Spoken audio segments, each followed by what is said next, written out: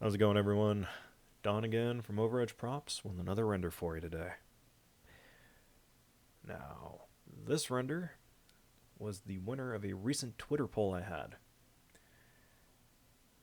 This is the Raid Shield from Rising of the Shield Hero. Now, before I start talking about this particular shield, I'm going to throw out a spoiler warning. This anime has been out for over 2 years, the light novel longer than that.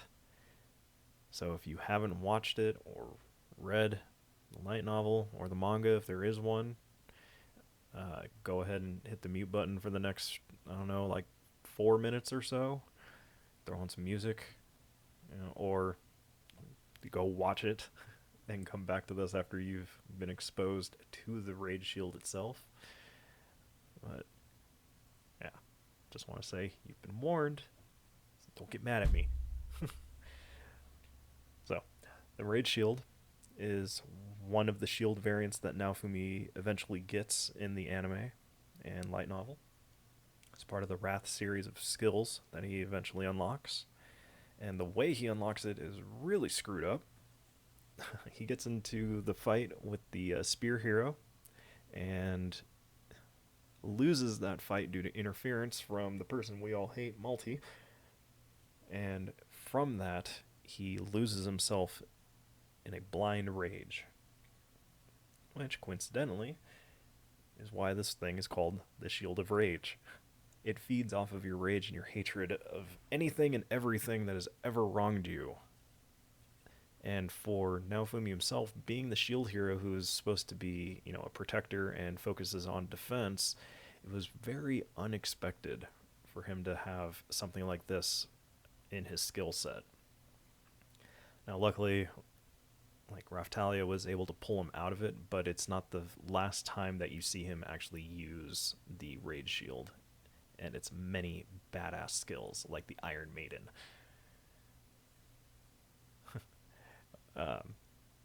The overall look of it was really cool, like the fact that it was kind of a fire element looking thing.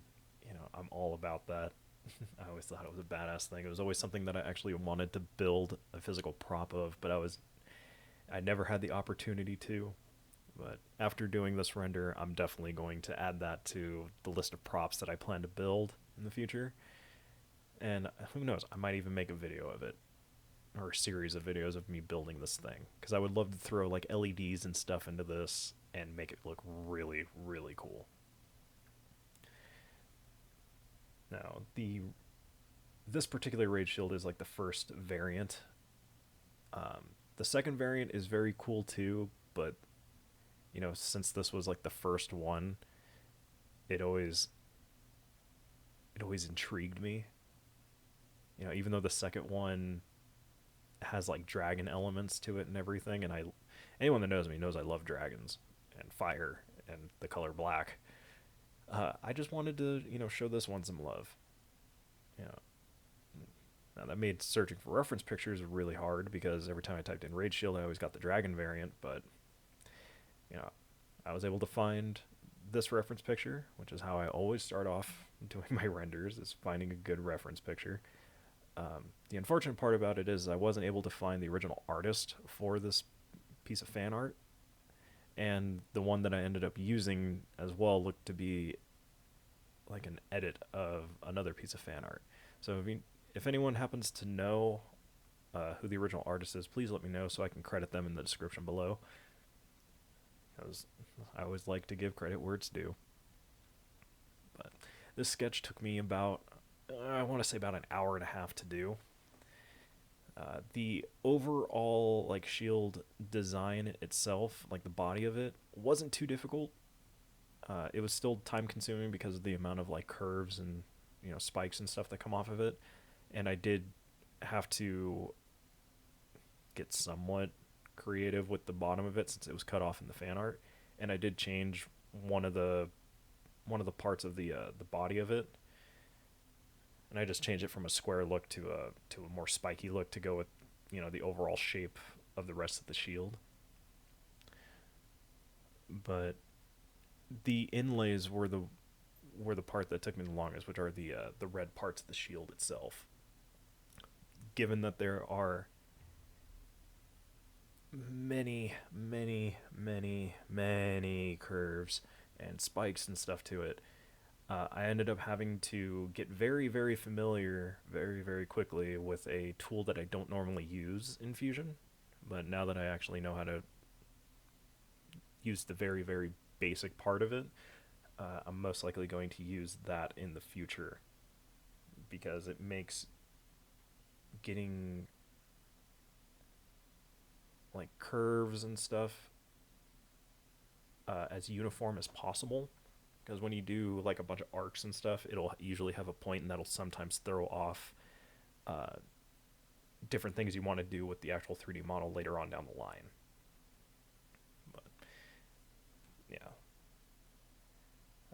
the only other render that I've done, which was coincidentally another shield that was as complex, if not more complex than this one, was Takanashi Kiara's shield from Hololive EN or Holomyth. That was a render I did a few months ago, and I think the sketch for that alone took me twice as long.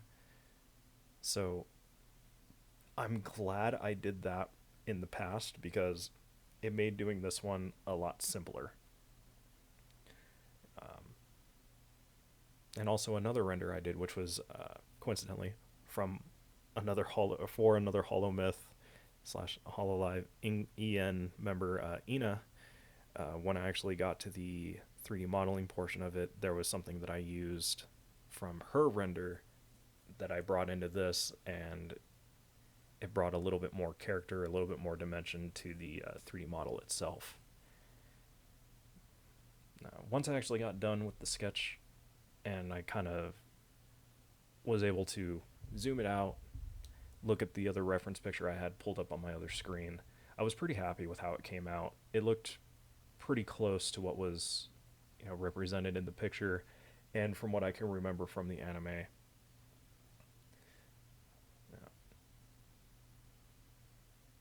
The best things in life are not easy, and this was a definite testament to that for me as a prop builder and amateur 3D model.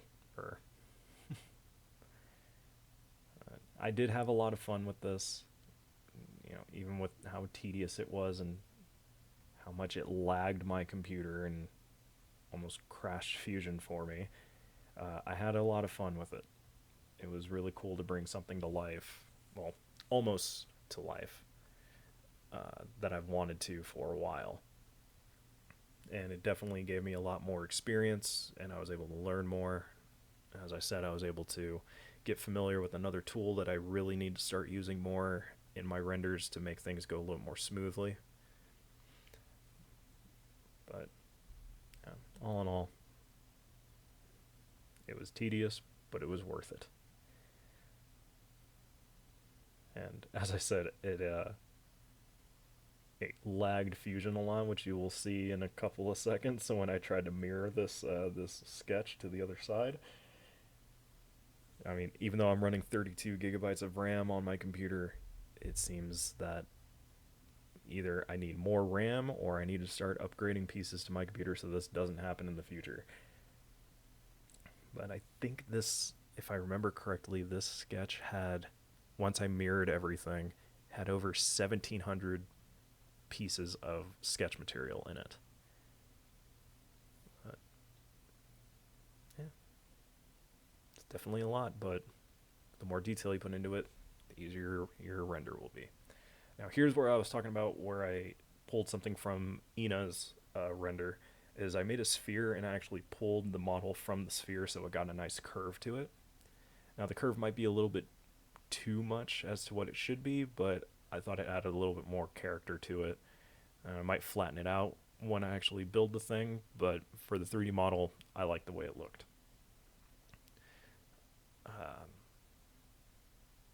Now, I kind of went a little backwards with how I do things. Usually, I add in like the chamfers or bevels, as more people commonly know them as, to the outside of it. But to make sure that I didn't go into where the inlays were, I decided to recess the inlays first, so that way I knew how much of a bevel to put on it. But as you'll see in a little bit, that didn't really matter. And I'll explain to that when it comes. For the jewel, I just made a sphere, cut it in half, brought it up to the shield, and then once I was happy with its placement, then I just recessed it more so it didn't stand out as much. But yeah, I also added in the color to the bevels just so that way I knew where they were a little bit easier, and just to see how it was looking overall compared to my reference picture. Now this is where the problems started coming in. The thing with Fusion 360 is when you try to do a chamfer, if you're doing two edges that are close together, you'll only be able to do it as far as the material will let you before they start crossing over and causing problems. So I wasn't able to get as big of a bevel as I wanted to, but also when I actually did get the bevel that I could, and I panned back, I was like, oh, it's actually touching one of the inlays. I need to pull it back a little bit more. So I put in as much as I could to give it a little more dimension, a little more character, and then I also try to add in what they call a fillet, which is just like a rounded edge onto the inlays, but with the amount of curves and stuff, same thing with the chamfer. It'll only allow you to do it as much as the material will allow before they start crossing over. So I wasn't able to actually add that in, but when I make a physical version of this, I will definitely be adding those in just because I think it would look a little bit better. But for the sake of the render, I decided the sketch was how it was, because if I was going to add those in, I would have to go back to square one and sketch out everything again, possibly find a new reference picture and just completely redo it over again. I did try to fix it as much as I could, or try to play around with, how much of a fillet I used, but nothing was working. So I just decided to scratch that from the render itself. Color scheme is just a metallic flake black with a metallic flake red for the inlays, and I was able to use the ruby gemstone material for the jewel itself. I did have to do a couple different things to get the gray on the actual beveled edges easier without having to go in and select each individual one, but it looked like I screwed up at some point and I had to go ahead and do that anyway. I just changed the color of the material that I was going to use, and I like the way it came out. I might go in and lighten up the bevel color a little bit more just to make it stand out more, but for all intents and purposes, I like the way it turned out. The only other thing that I forgot to add to it, which I actually ended up going back in and adding in anyway, because at this point I thought I was done. I was like, oh man, I forgot to put in a handle and the leather strap. Now I couldn't do the leather strap, unfortunately, but I did just kind of quickly throw together a handle in the back of it, which you'll see in a little bit. I did try to add in the ruby to the rest of the red, but since it's all one piece, it was just making it see-through. The reason the sphere worked is because it's a separate body, so it didn't just make everything see-through on that end. But I think I like the way it looked, because it kind of makes that the one of the focal points, if not the focal point, because it just looks really nice. But yeah, this is where I try to add in the leather strap and the handle, and when I first did it, I put them on the wrong sides, so I actually ended up having to go back in and redo it again. But I couldn't figure out how to do a leather strap, so I just axed it from the render. I just added in the handle. But when I do make a physical copy of this will be the first thing I figure out, and then everything else will follow. All in all, though, this was a pretty fun render. It was one of my quicker ones, because I think it, as I said, it came in at about like 2.5 hours, 2 to 2.5 hours. And it was something that I've wanted to actually build for real. So doing this gave me some ideas, as I said before. And yeah, I had a lot of fun with it. I learned a lot. And since it was the winner of a poll, I hope all of you who voted on it like the way it turned out as well. As for future renders, just going down the list of the poll from most votes to least votes, the next will be Kirito's Elucidator from Sword Art Online, which is the black sword that he has alongside his Dark Repulsor in the first season. After that, I will be rendering Naofumi's Standard Shield, which is the one with the green jewel. And then after that, I will be doing Pekarine's sword from Princess Connect Redive. I was hoping that would have at least gotten one vote, but it didn't get any. But I really want to do that one because there's a literal bite mark out of the blade, and I think that would be really fun to render. In the future, if I have multiple things on my render schedule, I will put it to a vote and let you guys vote on it and see which one you guys want to see. But as always, thank you guys for stopping by and watching. Thank you. Please drop a like if you enjoyed it, comment, consider following for future renders, and follow me on Twitter. My Twitter is at the end of the video. That way you can vote on the next one and see what else I'm up to. Thank you again for stopping by, and this has been my Rage Shield render from Rising of the Shield Hero. And I will see you guys in the next one.